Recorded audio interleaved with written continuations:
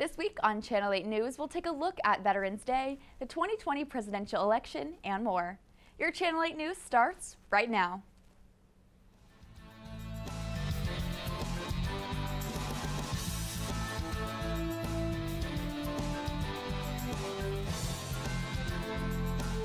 Thank you for tuning in to Channel 8 News.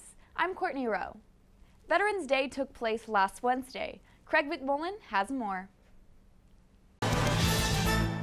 Northwest Missouri State held an activity here on Veterans Day called Tribute to Veterans. This event was held from 7 a.m. to 11 a.m. right here in the Hughes Fieldhouse. Lori Hawes, who was working at the Tribute to Veterans event, explained more about this event.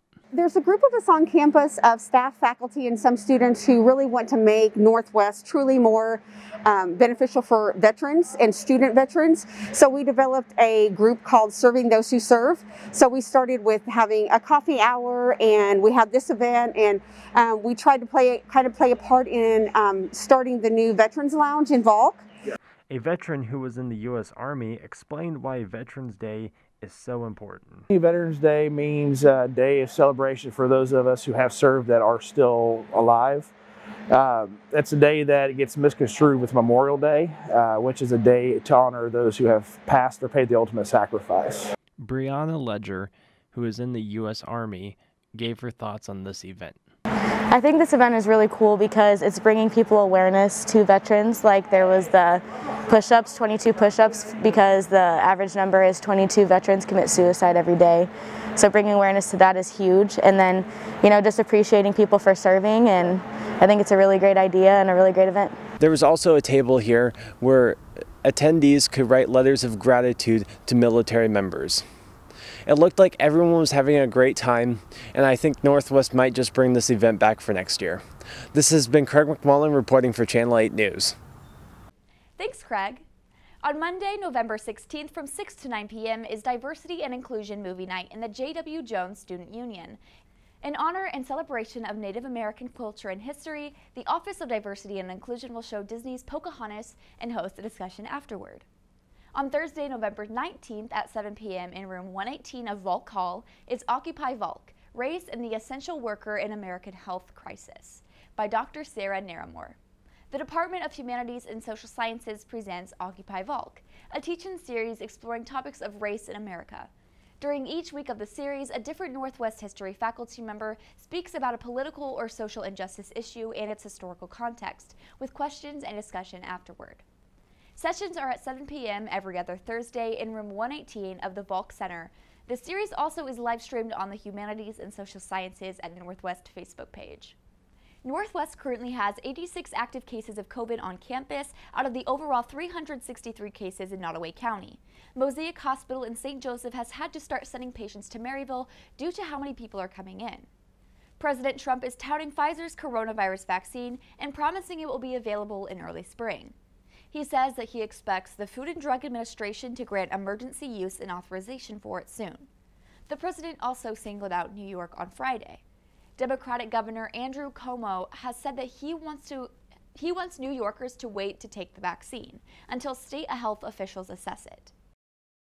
As soon as April, the vaccine will be available to the entire general population, with the exception of places like New York State, where, for political reasons, the governor decided to say, and you know, I don't think it's good politically, I think it's very bad from a health standpoint, but he wants to take his time on the vaccine. He doesn't trust where the vaccine's coming from. These are coming from the greatest companies anywhere in the world, greatest labs in the world, but he doesn't trust the fact that it's this White House, this administration. So we won't be delivering it to New York until we have authorization to do so, and that pains me to say that. Of course, the Biden-Harris administration will be in the White House in the spring and making the calls on vaccine distribution.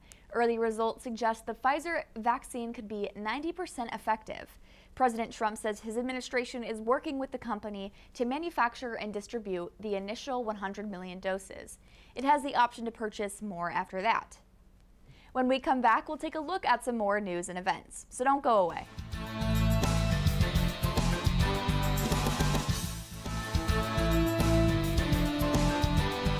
Welcome back to Channel 8 News. I'm Courtney Rowe.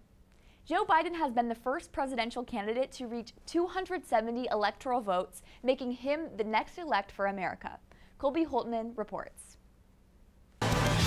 Thanks, Courtney. Now, the U.S. has seen a lot of changes throughout this year, some pleasant, while others not so much. Now, one of the more recent changes that is currently happening right now is the presidential election. In fact, Joe Biden has now been deemed the new president-elect. Now, some people see this as a good thing, while others not so much. So in order to get a better understanding of where people stood with this political topic, I decided to go around campus to get people's opinions on this issue. What is your opinion on Joe Biden being the new president-elect? I think it's great. I think he's going to do a great job. I hope that he can do some healing for the country, good things for the economy. Look forward to it. I cared either way, but Biden wasn't my preferred Democratic president or candidate, but I'd take him over Trump usually any day. So I guess I'm mostly indifferent, but a bit happy. Do you think the election process this year was a bit more abnormal compared to the previous years? Yes, it definitely was abnormal considering the fact that we had the options of mail-in ballots, we had the options of going in person, we could also vote absentee. So the biggest thing for me was just coronavirus and things of that nature really did shape this election to be different. But again, the results are also, catered towards what each politician but rather projected and preached to their supporters on how it reacted. Now, with Biden being the new president-elect, the Trump campaign, on the other hand, has decided to issue recounts in many different states, such as Wisconsin. And in fact, Georgia has now decided that they are even going to recount the votes by hand. Now, as these two states begin the recounting process, will other states follow suit and recount all the votes that Biden currently leads in? And more importantly, will these recounts affect the presidential election? For stories that matter to you, I'm Colby Holman with KNWT Channel 8 News. Back to you, Courtney. As President-elect Joe Biden assembles his team, national, state, and private election officials are contradicting President Donald Trump's conspiracy theories about voter fraud. John Lurink reports.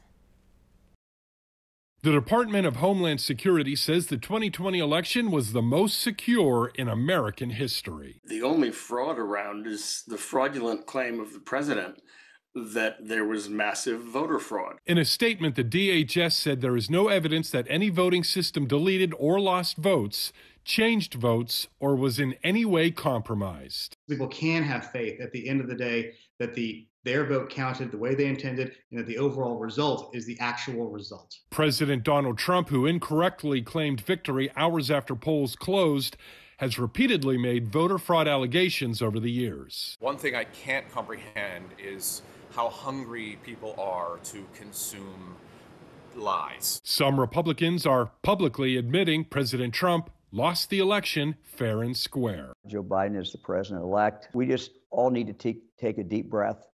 There's a process for all of this. We need to follow the process, and we need to move this country forward. Democratic leaders agree with that stance. The Republicans should stop their shenanigans about an election that President Trump has already lost and focus their attention on the immediate issue at hand, providing relief to a country living through the COVID health and economic crises. I'm John Lawrence reporting. When we come back, we'll take a look at some more news and events, so don't go away.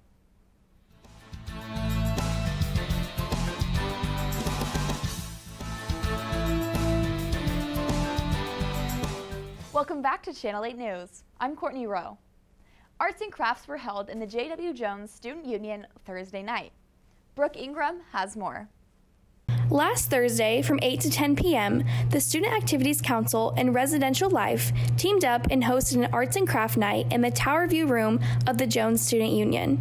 There was paint, canvases, masks, t-shirts, and tie-dye supplies provided, and students were able to come for an evening full of fun. There was a great turnout for the event, and students enjoyed being able to come and show their creative side. Supplies were limited, and some students made sure to get there early in order to participate in all of the arts and crafts. This was the last event of the year hosted by the Student Activities Council, but next semester they plan on continuing these types of activities in order to get students involved and provide a source of entertainment. This has been Brooke Ingram reporting for KNWT Channel 8. Thanks, Brooke. It's early November and there are plenty of deals to be had. Everything from markdowns on Halloween items to early Black Friday sales. Deal News recently pulled together some of the savings you can find over the next couple of weeks. There are plenty of savings on Halloween candy, with some marked down by 50% or more. And look for deals on Halloween costumes and decorations. The pandemic has retailers changing their approach to Black Friday sales. Walmart, Target, and other national chains are rolling out deals well before the Friday after Thanksgiving. And look for sales tied to Veterans Day as well. Last year, Eddie Bauer and the Nautica were offering 50% off deals. And back-to-school items can also be found marked down this month. Look for deals on backpacks and lunch boxes. For more on November deals, check out dealnews.com. The next generation of video gaming is here. Microsoft launched its anticipated Xbox Series X Tuesday. The console comes with a price tag of $499, which is the same as its previous generation, Xbox One. Gamers willing to give up a drive-to-play disc-based game can opt for the Xbox Series S, at a price point that is $200 lower. For gamers feeling nostalgic lately, Nintendo has just the thing for them.